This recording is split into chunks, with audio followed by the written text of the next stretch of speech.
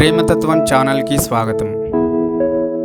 ఒకసారి దూరమైన ఒక అరణ్యంలో ఒక వృద్ధ గురువు తన శిష్యులతో కలిసి జీవించేవాడు.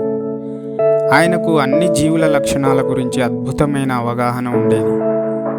ఒకరోజు ఆయన శిష్యులకు ఒక ప్రశ్న అడిగాడు.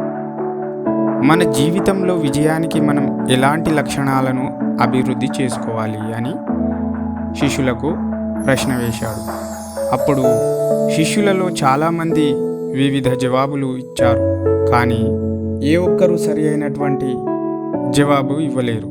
గురువు ఒక చిన్న డేగను చూపించి, అది మనకు జీవిత పాఠం నేర్పుతుంది, ఇప్పుడు ఆ కథను చెప్తాను వినండి అని శిష్యులకు చెప్పాడు.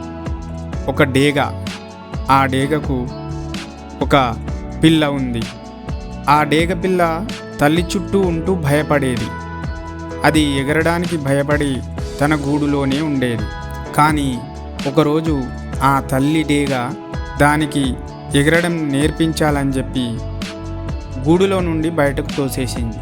పిల్ల డేగ భయంతో గాల్లో ప్రాణం పోయేంత భయపడింది. కిందికి పోతూనే ఉంది. అప్పుడు అది భయపడుతూ తన రెక్కలను ఆడించడం మొదలుపెట్టింది.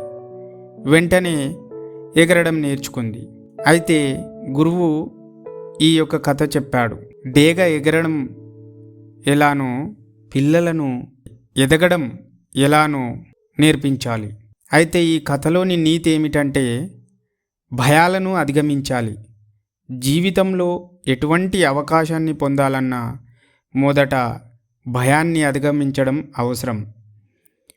పరిస్థితులను స్వీకరించాలి. మనల్ని కష్ట సమయంలోకి నెట్టేవారు మన నిజమైన మార్గదర్శకులు అవుతారు.